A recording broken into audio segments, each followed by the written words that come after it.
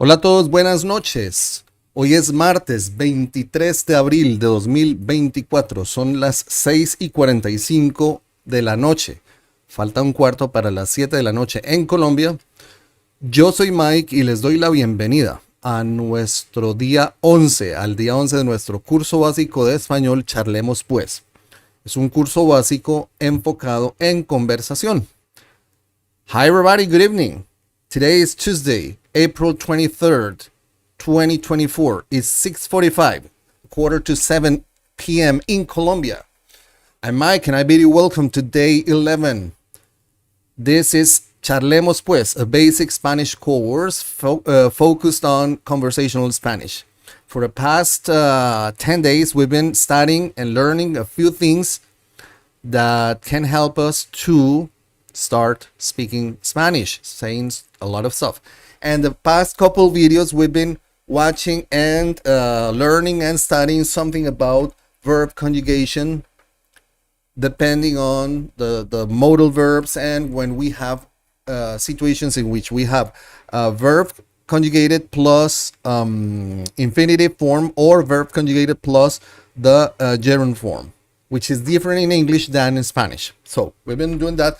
Last class we were studying the modal verbs, and we left three of the modal verbs, the modal verbs in English, of course. We left three for tonight.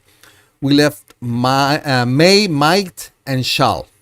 Why did we do that? Because in English, for modal verbs, it's so easy because we have the base form with a modal verb. I have a modal verb and then the base form of the verb. That's so easy. In Spanish, it doesn't work the same way for some of the modal verbs, because some of the forms that we use for may, might, and shall are going to need the form the subjunctive mood. Some subjunctive mood. And that's another thing, because the subjunctive mood in Spanish is not necessarily the subjunctive mood in English. They work differently. The good thing in English is that when we use the subjunctive mood, we use the base form, basically, or pretty much the simple present tense.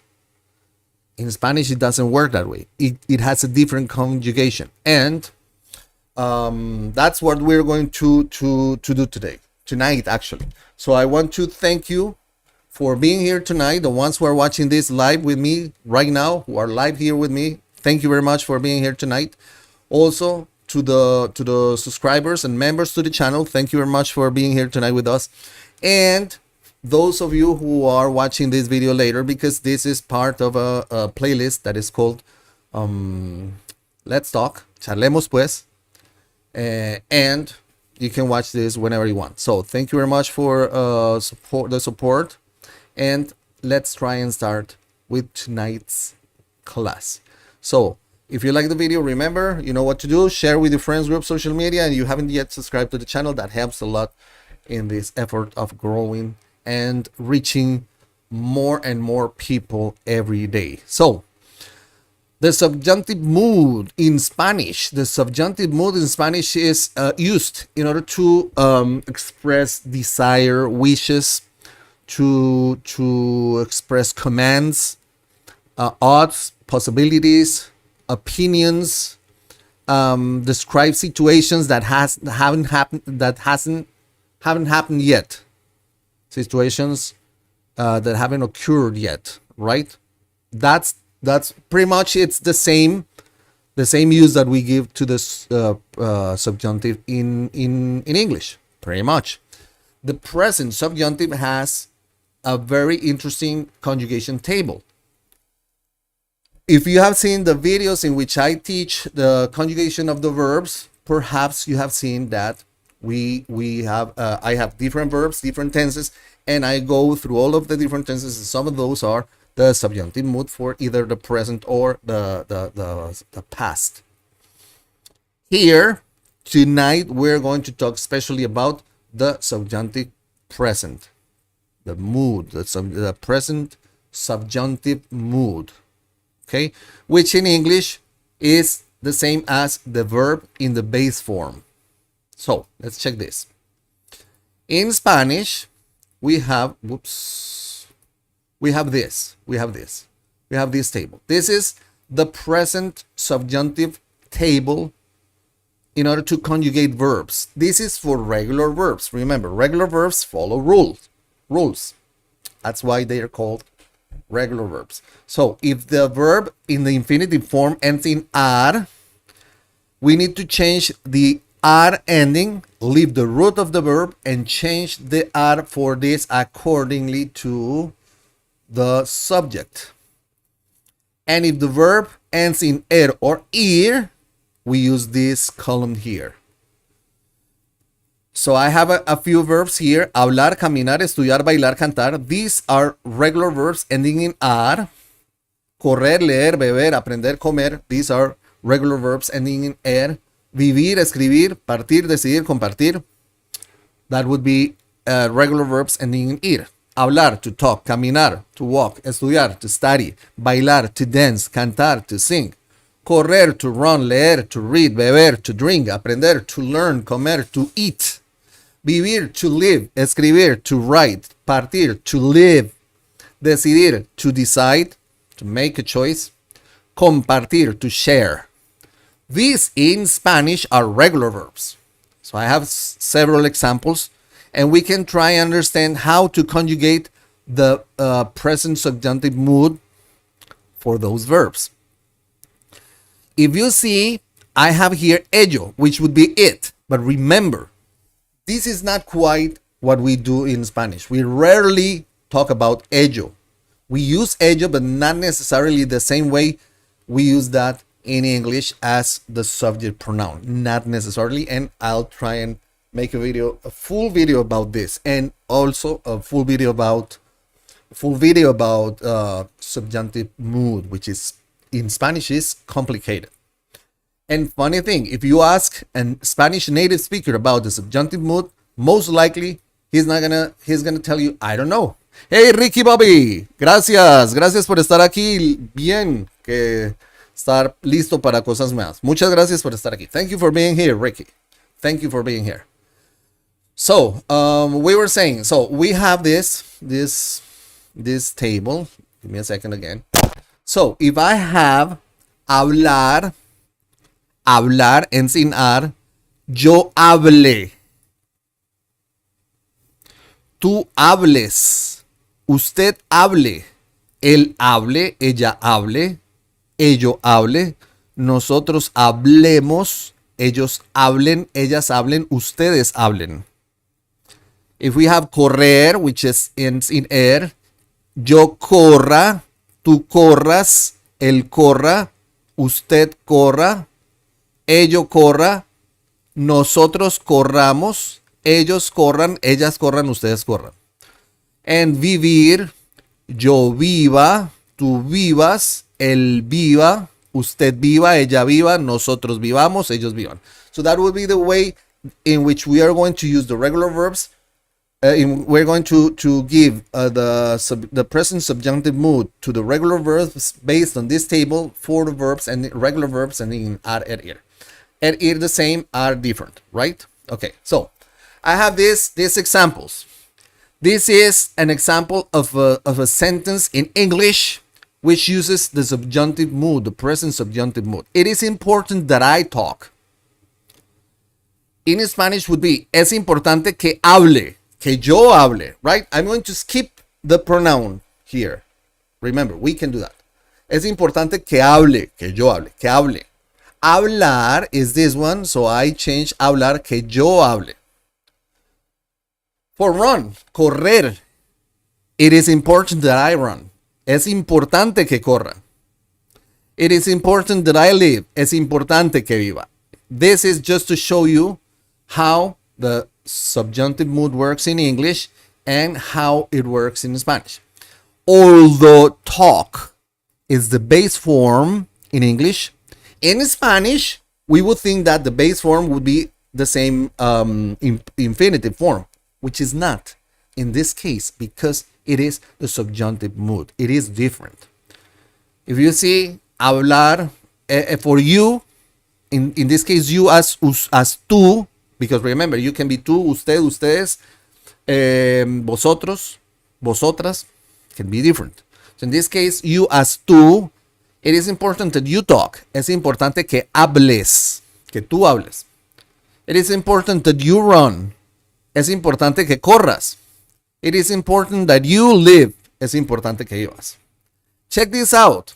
This for me, even right now, I find this kind of odd to say it because I'm used to say this. But not quite, because this is a present subjunctive mood. So the regular sentence would be, it is important that he talk. Es importante que él hable. It is important that he run. Es importante que corra. It is important that he live. Es importante que viva. I have for we. It is important that we talk. Es importante que hablemos.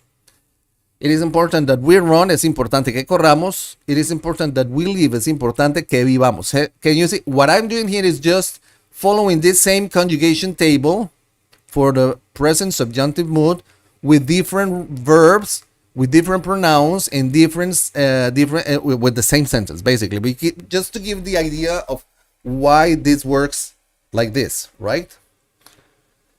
And it is important that they talk. Es importante que hablen. It is important that they run. Es importante que corran. Ellos o ellas, it doesn't matter.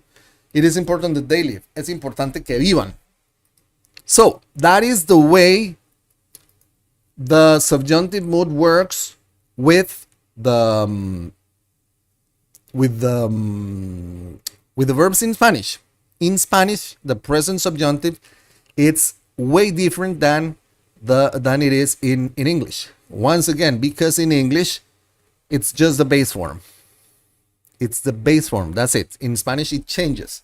And even worse, because it changes from noun to noun, pronoun to pronoun, to subject to subject. The conjugation is different. So we have to learn this. It is kind of difficult, but it's not impossible. So it's a matter of practicing. So what happens? What happens is that whenever we use the modal verb may in English, we use the verb in the base form. But when we use the modal verb may in Spanish, may means quizá. Quizá. Quizá. That's the translation. And the thing is that the verb that goes with may, with quizá, has to be in its present subjunctive mood, which is what we mentioned here. Hablar, hable, que yo hable. So if I say in the affirmative or negative structure, it doesn't matter. When I use the modal verb may in English, and we want to say that sentence in Spanish, if it's an affirmative or negative sentence, it's translated as quizá. Sometimes people say quizás. I like quizá more. It's the same. If I say, I may talk to my boss about this. Quizá hable. You see, I may talk. Hablar. Hablar here. Hablar. Quizá yo hable. Quizá hablar hable. Quizá yo hable. Right? You see? That's the conjugation. Quizá hable con mi jefe acerca de esto. I may talk to my boss about this. If I use quizá with the verb hablar, for yo sería quizá hable, que yo hable, quizá yo hable. If it's tú, quizá tú hables, quizá hables. If it's usted, él, ella, or ello, quizá hable. It's the same conjugation for them. Ello being it. Remember, this ello is not something that we use a lot. We use sometimes, but not really. Not the same way in which we do that in English. Quizá hablen ellos o ellas. Verb ending in ar, hablar. Correr, verb ending in er. Quizá corra, yo, quizá corra. Tú, quizá corras. Usted, él, ella o ello, quizá corra. Nosotros, quizá corramos. Ellos, ellas quizá corran. En vivir, ar, ir. Quizá viva, yo. Quizá yo viva. Quizá vivas, tú. Quizá viva, usted, él, ella, ello. Quizá vivamos, nosotros. Quizá vivan, ellos, ellas. You see? Basically, in fact, this is basically the same. Yo, usted, él, ella, ello. It's the same. But I'm just separating this. This is something like when we have a sentence like it may rain today. Remember, we do not translate this, never, well, not quite, as if it's a subject pronoun in a sentence. So we just say, quizá llueva, you see? Quizá llover, correr, llueva. Well, in fact, llover, it's an irregular verb. I'm sorry. Quizá llueva hoy. So it's not, this is not following the rule because it's an irregular verb. Llover, sorry. Llover is an irregular. But this is an example of this. So if we have the modal verb may in the affirmative or negative form, and we're going to use it in Spanish, in the affirmative negative form, the verb that follows quizá has to be in the present subjunctive mood. Now, if it's the interrogative form, may I go to the party tonight? May is going to be puedo, poder. May, it's going to be translated as poder. Yo puedo, tú puedes, él puede, nosotros podemos.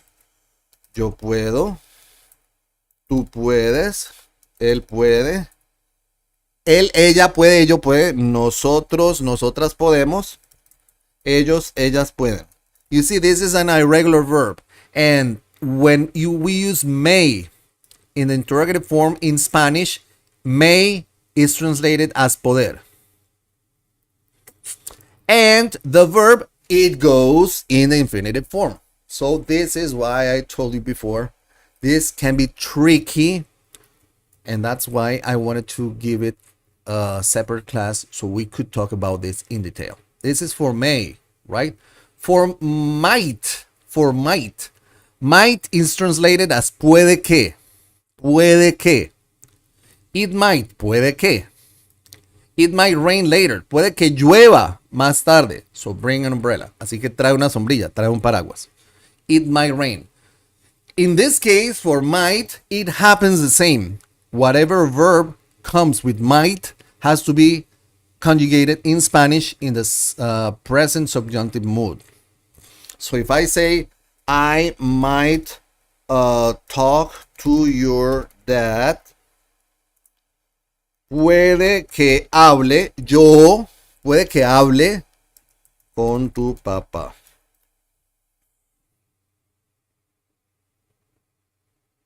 Nice, right? Right?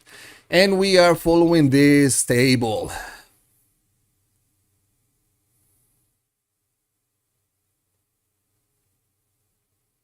This table. That's it. This is very important because that's the way we use the subjunctive mood with the modal verbs. In this point, or at this point, anyway, sorry. We need to start working on building sentences. We need to build sentences which are going to force us to understand the conjugation of these verbs. And that's the idea, to start with this idea, understanding this, to start conjugating verbs. Now, the trickiest part of Spanish is the verb conjugation. I think that's the trickiest part because it's something that is not at all the way we do in English. In English, verb conjugation is so easy. In Spanish, it's very complicated. So what I usually recommend to people is to practice the verb conjugation on the side a lot.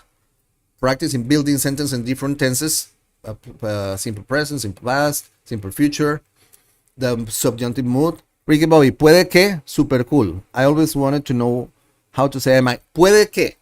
It's funny because some people say that it could be translated as podría. But podría, it's more the translation for could. So it's like, podría is like a conditional form.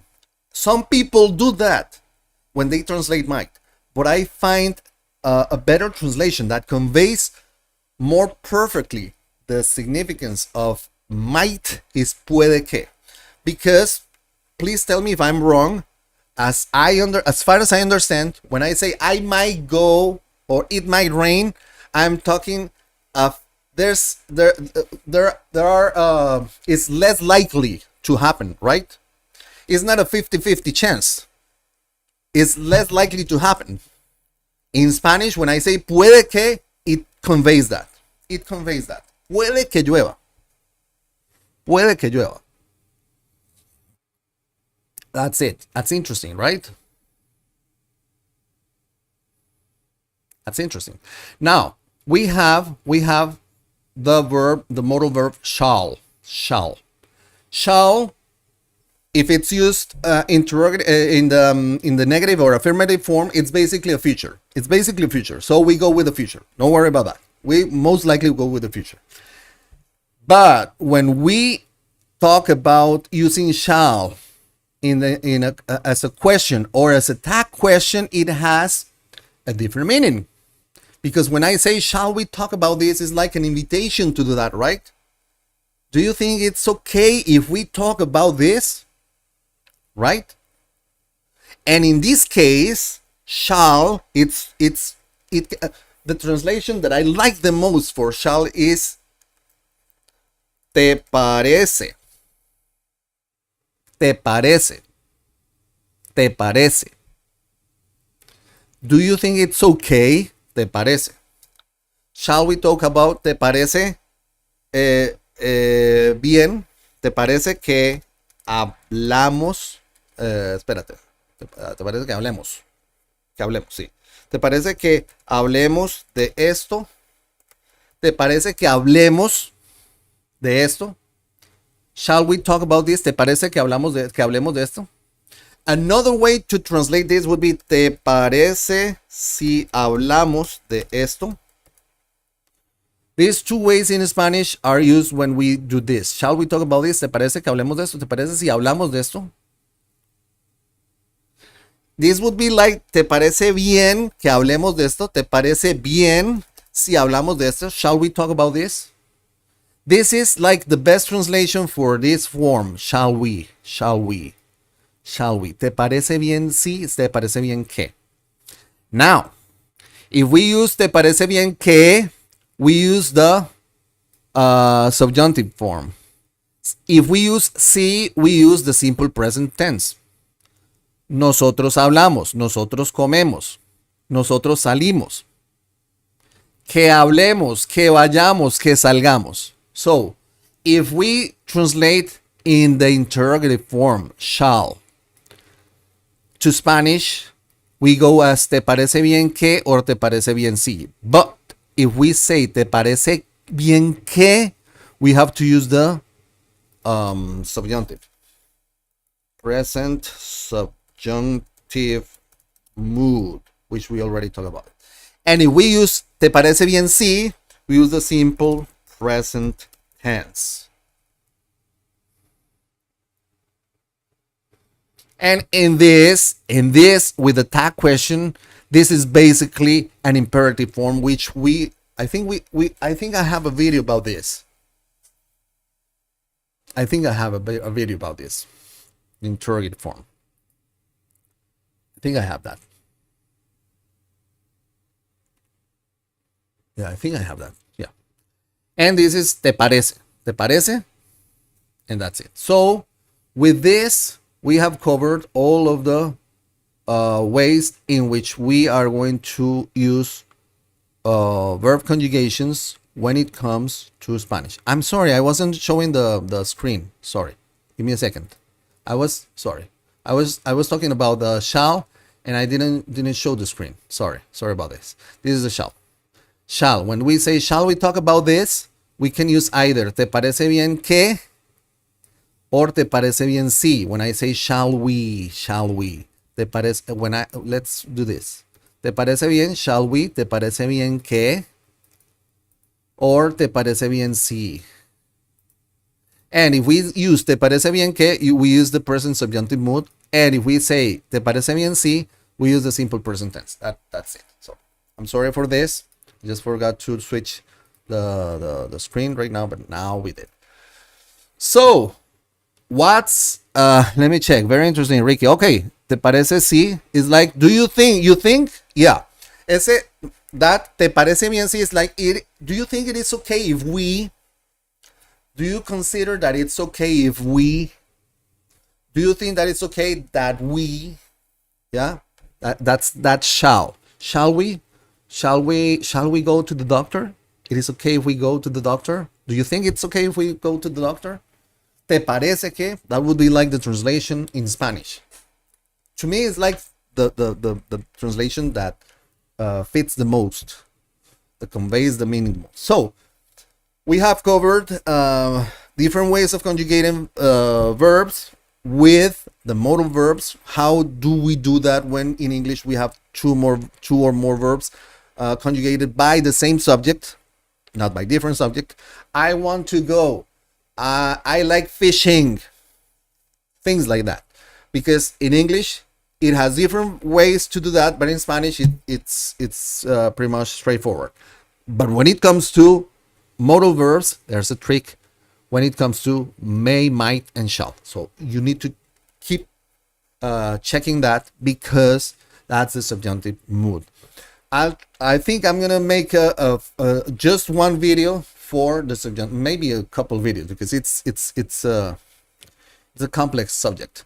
The subjunctive mood in Spanish, because it's so different than in English. Let's say, when we say in English, if I were rich, let's use this one. If I had money, I would buy a house. If I had, that is subjunctive mood. And I use just the simple past form, I had, right? If I had. In Spanish, that sentence cannot be with the simple past. I cannot say si tuviera. I cannot say that. I mean, si tuve. I cannot say that. You know, I cannot say si yo tuve dinero, because that's the past. No, we cannot do that. We need to use the subjunctive, but that's the past subjunctive. I have to say si tuviera dinero, which is not a conjugation per se. It's like it's the mood that we give for that sentence. So it is, in Spanish, it's complicated. But anyhow, well, it's not impossible. It's not impossible. And remember, it's just a matter of practice. So what's your homework? Your homework, because tonight was going to be a short class. I started at 6:45 because I need to do some things earlier tonight. So it's 7:13 in Colombia. I have a meeting at 8, so I have to get ready for that and do a lot of stuff. So that's why I started earlier tonight. So please work, please study, please practice. Try and make mistakes. It doesn't matter. It doesn't matter if you make mistakes. I have made that mistakes. Yeah, it doesn't matter. Making mistakes is important in the learning process. We need to make mistakes in order to learn. We need to make a lot of mistakes. The good thing is, if we make a mistake and we have feedback that helps us know we are making that mistake, right? Or if we are going on our own, if we have the enough criteria to understand that we are making a mistake and to immediately fix, adapt, and make corrections.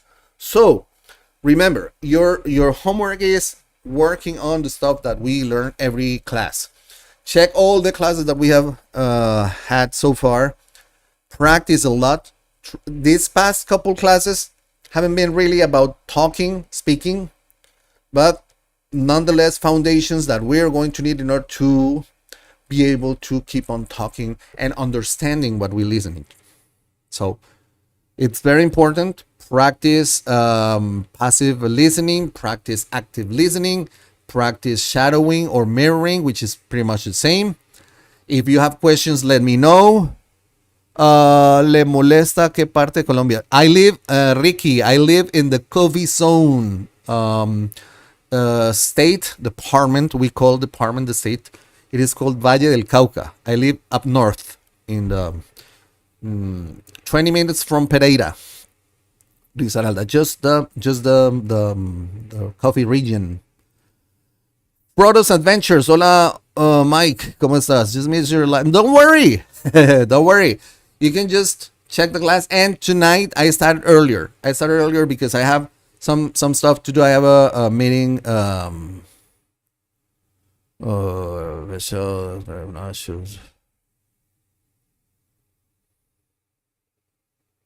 Oh yeah. Shall I know shall, and that's funny because when I was using shall, but that would be in affirmative or negative questions, right? I mean sentences, affirmative or negative sentences. The shall. Hey Faith, how are you? I'm talking to John right now because John says, ask yourself whether the outcome is certain or mandatory. If it is, shall might be the correct choice. Yeah, because that's the thing. But it's basically a future. When we use shall in the affirmative or negative form, it's pretty much a future. Certain, uncertain, whatever you want to say, which is in this case for shall is certain or mandatory. Like you shall not pass. The thing that Gandalf says in the movie, right. Things like that in Spanish are basically the same as future. If I say you shall not pass, in Spanish I say no pasarás. It's a future. Or even we can also say no vas a pasar, which is our future. I've told before this, in Colombia, we use the going to form in Spanish more like the simple future.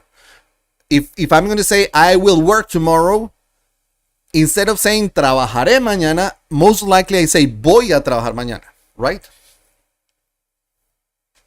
Wow, no. Cartagena is way up north in the coast. Cartago. The city is Cartago. So if we use shall, that's why I didn't talk about using shall as affirmative or negative. Well, I told that it's basically a future form. That's it, future tense. But if you use shall in a question, when we translate that to Spanish, it's more like ¿te parece? Sí. It's like that, right? ¿Está bien, sí? ¿Crees que está bien, sí? When I ask somebody, shall we go? And with the tag question is pretty much the same, right? It's not a future. So it's thank you very much for participating. Thank you very much for saying things here, for using the chat. So no, thank you, John. I think this feedback is very important because I'm not an English native speaker. I've been studying English since I was 13, which is 40 years so far. I had the opportunity to stay in the United States for a while. I had several friends, good friends that I have loved so much, who live in the United States, who are native speakers, who were born in the United States. So I always try to. My granddaughters were born in the United States. So I try always to keep up with all of the things related language, because I have this channel in which I teach English to Spanish speakers, and now I have this channel in which I try and teach Spanish to English speakers. So I need to understand as much as I can, but sometimes I might be confused with something. I always ask, but I try to give my best always. I give my best always when it comes to bringing this stuff to you. So thank you very much for your kind words, Ricky. So please, if you like these videos, remember, this helps a lot. Like the video, share with your friends group, social media. If you haven't yet subscribed to the channel, that this helps a lot. It helps a lot in order to grow with the algorithm. The algorithm helps a lot. It's interesting because this channel, I went from 0 to like 6,000 subscribers in a few months, and I was wow. Whereas my English channel, which is this one, it took me a year to get the 1,000 subscribers, and then I got the 100,000 subscribers like in 5 years or so. And it's English for Spanish speakers, so go figure. So thank you very much. Study a lot, please. We're getting to the point in which we are going to try and talk a lot. And I just forgot to this. This is important. I have a podcast in which I have things in Spanish. I have 2 seasons. Please watch the podcast, and the 3rd season is coming. The 3rd season, I'm gonna go full Spanish, and I'm going to talk about interesting things about communication. So hopefully you're gonna go watching this. Watch this. If you watch my videos and have questions, please contact me. Please, if you have questions about my videos, do not worry. If you have questions about my videos, you can send the questions here about my videos. It's not that, hey, is this correct? No. Hey, I saw a video of yours, and you're explaining this video about this, and that wasn't quite clear to me. Could you please help me? I might not be replying immediately, but I will reply. Okay, so if you have questions, you know what to do. Drop a comment, leave a comment, and I'll try to reply as soon as possible. So thank you very much once again. Have a great night, study a lot, and looking forward to seeing you next week on Tuesday. So muchas gracias a todos por haber estado esta noche acá conmigo. Gracias, lo aprecio mucho. Gracias por el apoyo, gracias por ver los videos. Sigan estudiando. Español es difícil, pero no es imposible. Y seguramente juntos vamos a aprender. Así que un abrazo fuerte desde Colombia, desde la zona cafetera. Gracias por haber estado conmigo, todos nosotros aquí. Que pasen una feliz noche y nos veremos la próxima clase. Bye bye.